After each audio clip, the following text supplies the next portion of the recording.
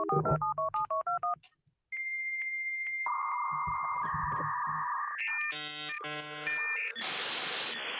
right. Happy Friday, indeed. Good morning. Good morning. Good morning, everybody. Welcome to First Things First, your morning cybersecurity daily threat briefing. Gerald Auger and you. Always wonderful chat, Simply Cyber community. We're going to go through the top news stories of the day. We're going to have commentary, coffee, and friends. Cheers, everybody. Ooh, -14, Pelon. Ooh. Morning, Alexis. Good to see you as always. Brendan, James.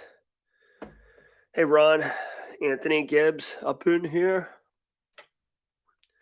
Let's see. Hey, Base. Good to see you. Keith, Eric.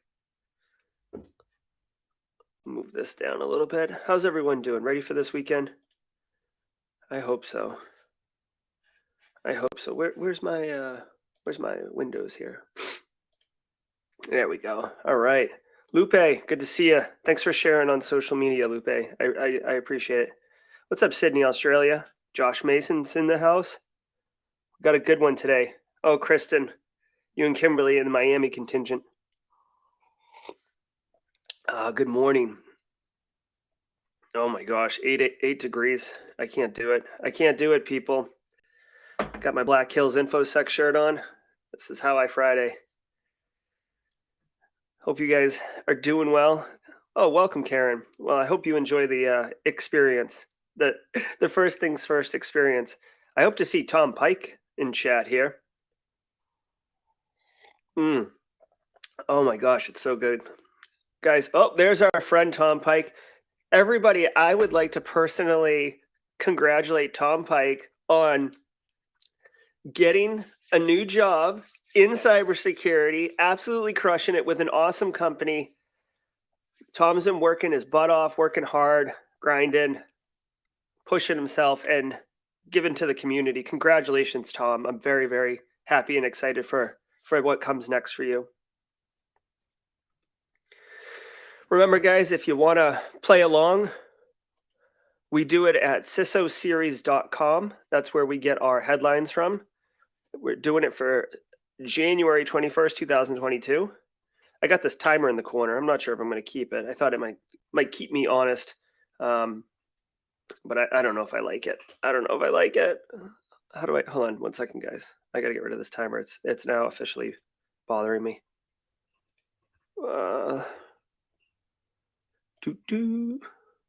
Doink. Okay, so that's the end of that. Oh, you guys are seeing behind the screen. Okay, so again, if you want to play along, we're at cisoseries.com. We're going to go through all the stories, and I'll give some commentary. I'll be interested in your thoughts too on all these stories. So let's get into it. Hey, BSEC. BSEC, this you have the mess that's going on is like a junk drawer on the other display here. It's a hot mess on fire. It really is. All right, let's get into it, guys. Good morning. From the CISO series, it's Cybersecurity Headlines. It's Friday, January 21st, 2022. NATO and Ukraine sign a deal to boost cybersecurity. This agreement comes after a series of cyber attack incidents in Ukraine and heightened tensions over Russia's invasion. According to a statement from NATO's Secretary General, Jens Stoltenberg, cybersecurity experts from NATO will be working together with Ukraine to confront cyber threats in the region. The new cybersecurity collaborative Ukrainian access to NATO's malware information sharing platform, along with enhanced cyber cooperation. Microsoft sees law. Okay. I mean, I hate to be a dink about it. The horse is out of the barn. Like NATO, Ukraine smacked around since like 2015. I'm glad that they did this. Okay, I'm glad that they are getting involved with NATO. They're getting access to more resources. Hopefully, they can bolster their cybersecurity posture. Post incident information is fine, but that doesn't protect you. It might limit the amount of damage, the impact, the what do they call that? Like the detonation radius, the explosion radius. But good on NATO. This is, I mean, again, Ukraine's been getting seriously impact cybersecurity attacks. They do need help. Honestly, I thought they were already like in line with NATO and United Nations. So I'm not really sure, but it's an indicator, guys. Like I've never really seen it this crazy, but like right now, there's like a lot of geopolitical stuff going on with Russia, Ukraine, China, United States, Israel. There's a lot going on. So this is just another piece of the puzzle. For me personally, I'm keeping aware of what's going on over there as a cybersecurity professional and as a student of cybersecurity, because this is going to be steps that we end up talking about like in years ahead, right? When if bad things happen, like on the world war kind of stage level, these will be the pieces that go towards that. So long story short, good on Ukraine for getting some help. Log4j attacks exploiting SolarWinds serve you bug. Threat actors have weaponized a newly discovered bug in SolarWinds ServeU file sharing software to launch Log4j attacks against network's internal devices. This according to Microsoft's statement on Wednesday. SolarWinds issued a fix the day before on Tuesday.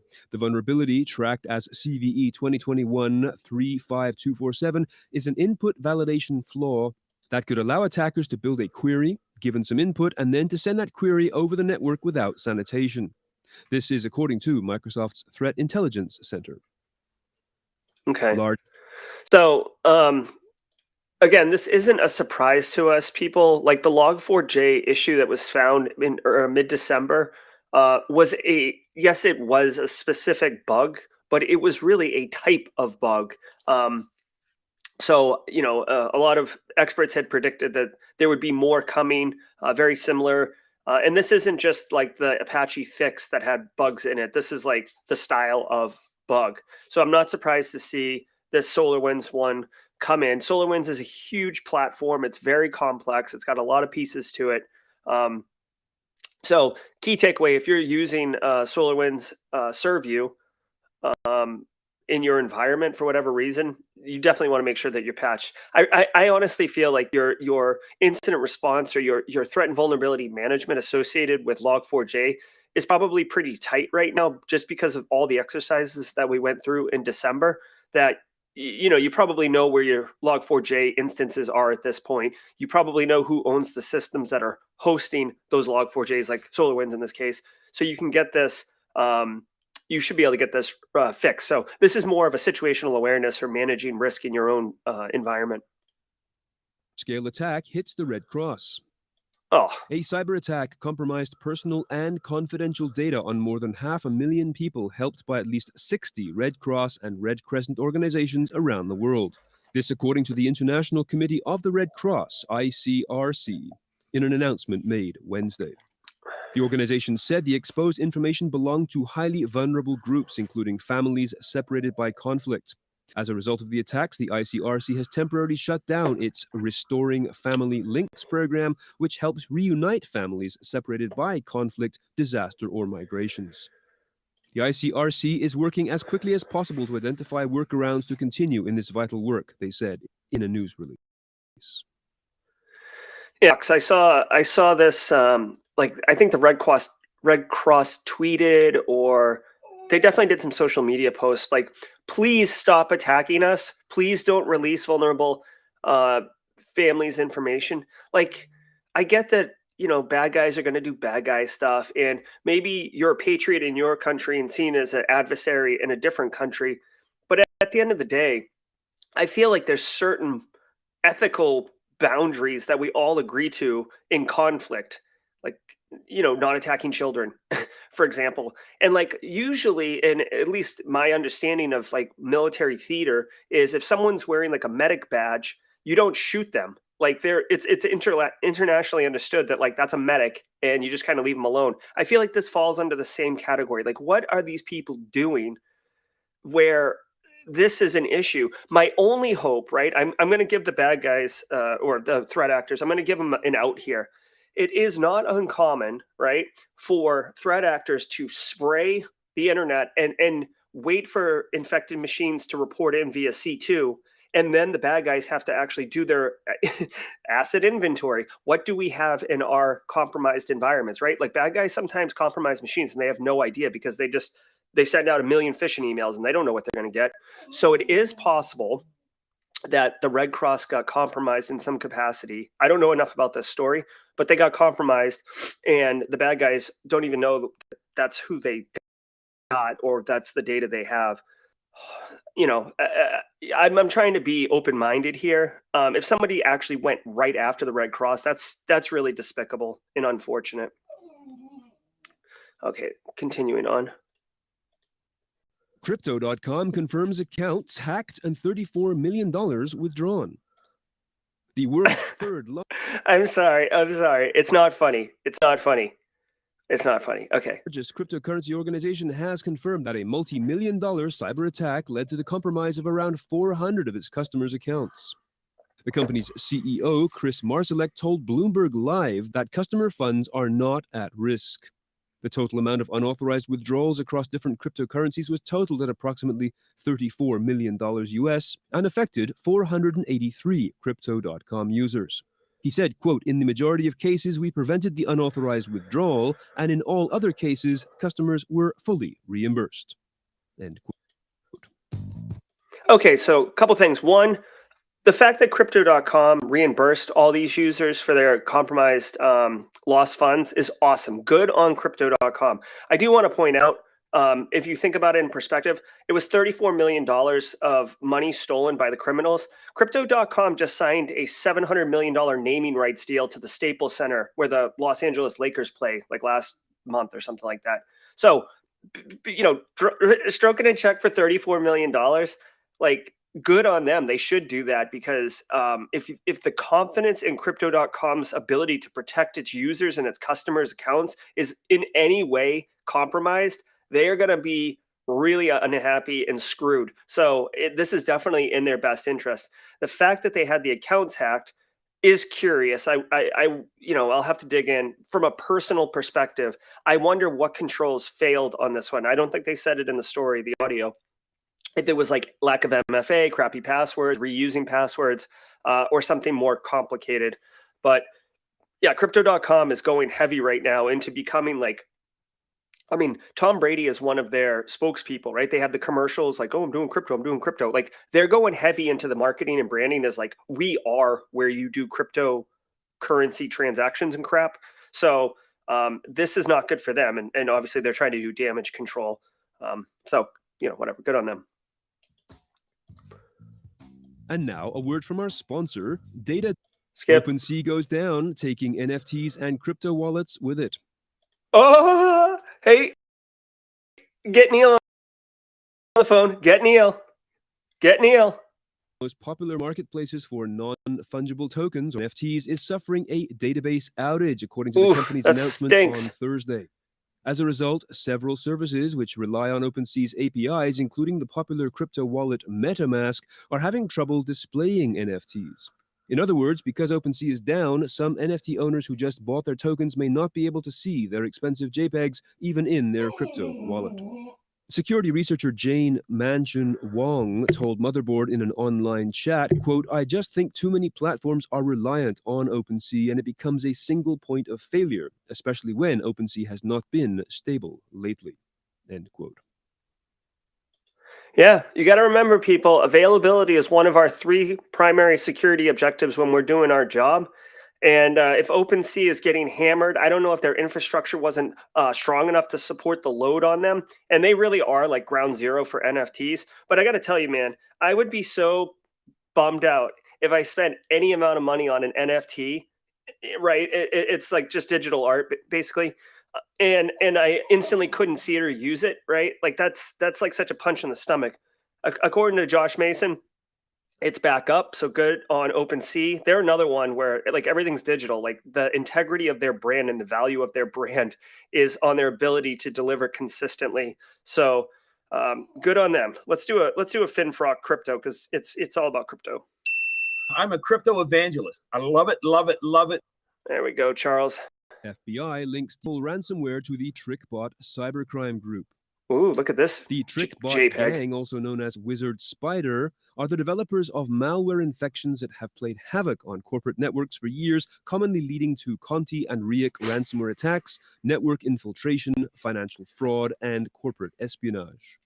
The Trickbot gang is most known for its Trickbot banking Trojan, but is also behind the development of the Bazaar backdoor and Anchor backdoors. In June 2021, researchers noticed Diavol and Conti ransomware payloads deployed on a network in the same ransomware attack. After analyzing the two ransomware samples, similarities were discovered, such as their use of asynchronous I/O operations for file encryption queuing and almost identical command line parameters for the same functionality. The FBI was also likely able to formally link Diavol to the Trickbot gang after the arrest of Ala Wita, the Latvian woman involved in the development of ransomware for the gang. Box 2FA. Yeah, I know. My dog wants to get out the room. I closed the door. Okay, so check it out. Basically, all they're saying in this story is that, a nice piece of malware, ransomware, Diavol, I guess according to the story, is Romanian, is being tied to Trickbot. Guys, Trickbot is really a piece of malware. It's very, very, prevalent, and it's being used a lot. And part of the best part, well, the best part, geez, listen to me. Part of the Trickbot is that it's very flexible, and it's used quite a bit delivering other malware, kind of that like middleware, if you will, from operations. It's very effective. The developers of Trickbot continue to keep it updated and refreshed. It's a quite supported product. So the fact that it Diavol is it's interesting, but to me, it's not really a big deal because to like so many different malwares because of the way that Trickbot is used as a delivery mechanism. One thing I do want to point out, I always like it's kind of like a perverse interest, but I always like reading the ransom notes because they're always different. There's always different things, but like this bottom line, try to use Tor over VPN with the exclamation point. Like you're talking to a victim and you're like trying to sell them hard on using Tor. Like, you know what I mean? Like I just feel like this exclamation point is completely is completely unnecessary and almost contrasting with what the situation actually warrants. So anyways, that's just me. Bypass opens user. Researchers at Varonis have revealed that a bypass on the based file sharing service, which claims 97,000 companies and 68% of the Fortune 500 as customers, worked on accounts that used one-time SMS codes for two-factor authentication. In a proof of concept exploit, they were able to achieve the bypass by stealing a session cookie. This cookie comes when a one-time password is set up by Box to be sent to a customer by SMS. If the customer does not navigate to the verification page, no SMS code is generated, but a session cookie still is. Well, that's interesting. That's interesting that the session token would be authentication into the system without actually validating the MFA. It's almost like is theater, right? I guess if you put in the wrong MFA code, maybe it would destroy the cookie, or the token. But I don't know. I mean, Box is used by like a lot of people, like Fortune 500 companies use Box. This would be this isn't the easiest attack to execute on. You'd have to a lot of things, right? The people would have to not be using single sign-on, so using federated authentication. They'd have to be using the Box authentication mechanism. They'd have to be using SMS as the multi-factor authentication option, and I don't know if Box offers other options than that. So you'd have to set this attack up pretty well in order to execute it effectively on a victim. But the fact that it's there, if whatever that person's hiding in their Box folder is important enough, you could definitely execute this. This is a good one if you guys are looking for like, a bookmark one of why, SMS is not an awesome option for multi-factor. Usually we talk about SIM swapping as the weakness of SMS, as the mechanism for MFA being vulnerable. This is another different type of example where SMS could be attacked. It's really not, the thing is, it's not really the SMS that's vulnerable. It's the way that the web app generates the authentication token. It doesn't wait for the SMS to verify. So interesting. I think Box will have to go back, update their code in order to fix that. That's what I would say to that. Zoom vulnerabilities impact clients and MMR servers. Vulnerabilities recently disclosed to Zoom have led to remote exploitation in clients and MMR servers, according to researchers. On Tuesday, Project Zero researcher Natalie Silvanovich published an analysis of the security flaws, the results of an investigation inspired by a zero-click attack against the video conferencing tool demonstrated at Pwn2Own. Silvanovich found 2 different bugs: a buffer overflow issue that impacted both Zoom clients and Zoom multimedia routers, MMRs, and the other was an information leak security flaw central to MMR servers. A lack of address space layout randomization, ASLR, a security mechanism to protect against memory corruption attacks, was also noted. The vulnerabilities were reported to the vendor and patched on November 24th of last year, and Zoom has since enabled ASLR. Okay, so Zoom, a couple things here, right? Well, several things. First of all, Google Project Zero is awesome. The security researchers on that team are unbelievably good. Like, they are amazing at their job. So whenever something comes out from Google Project Zero, you should definitely pay attention. And if you're interested in like becoming a security researcher, they always do like, you know, a very technical, well done write-up. This is the actual work that Natalie did. But for us as, you know, enterprise protectors or defenders, make sure people update their Zoom. I would double check to see if Zoom auto updates or not. This goes back to that talk that we had yesterday with Dave Klein about threat and vulnerability management. This is a vulnerability that's not at the operating system level. It's at the app level. One really like nerdy thing that is interesting is that it lacked ASLR. So ASLR is where the program is put into memory when you load it, and you know, like the memory addresses. ASLR has been around for like a long time, right? It's like a flag that you use when you compile the binary. I thought it was by default. So like, I don't know if they're using some oddball compiler over at Zoom, or if someone explicitly wasn't using ASLR for some reason. I don't know. But obviously they fixed it because it's incredibly easy to fix. It's a flag on the compiler. So long story short, update your Zoom. Be aware that there's a buffer overflow attack. And that's all that is, okay? It's Friday. It is Friday. All right, so Friday. Guys, you know what it means. It's Friday. If you guys are interested, we are going to be going over to Tea with a Hacker. It's Neil Bridges' AMA on Friday mornings.